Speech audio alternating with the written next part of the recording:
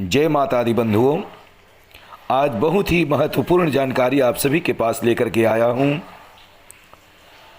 जो कि किसी स्त्री को पुत्र की प्राप्ति नहीं हो रही हो, संतान बाधा हो रही हो, तो यह मंत्र का जप ब्राह्मण द्वारा करवाना चाहिए।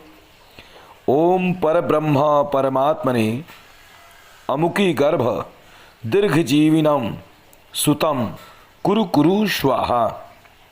यह मंत्र 10,000 की संख्या में जपने से सिद्ध हो जाती है। मंत्र में जिस स्थान पर अमुकी शब्द आया है वहाँ उस स्त्री का नाम का उच्चारण करना चाहिए जिसके गर्भ ठहरने की आकांक्षा हो।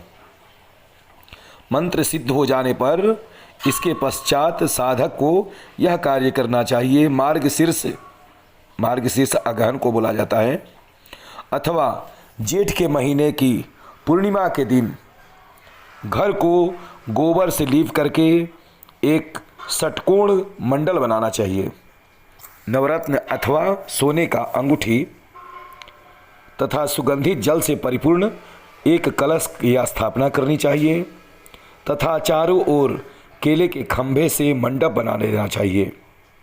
तत्पश्चात एकांत में बैठ करके उन देवियों का पूजन करना चाहिए।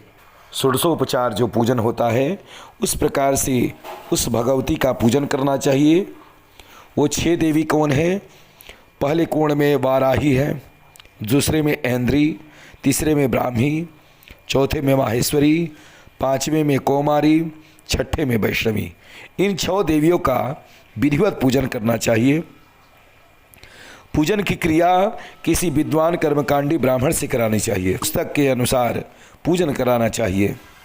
इन 6 देवियों को षटकोण के एक एक कोने में स्थापित करके मंत्र आदि से 7 दिन तक पूजा करनी चाहिए।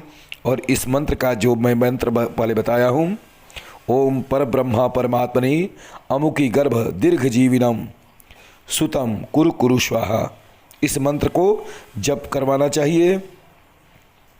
8वें दिन जो है एक लड़का और 9 कुंवारी कन्या का भोजन कराना चाहिए, अर्थात कन्या पूजन कराना चाहिए और दक्षिणा देकर के प्रणाम करके तथा परिक्रमा करनी चाहिए। इस प्रकार पूजन तथा भोजन आदि की समाप्ति पर जिन देवियों को षटकोण में स्थापित किया गया है उनका तथा कलश का विसर्जन करना चाहिए।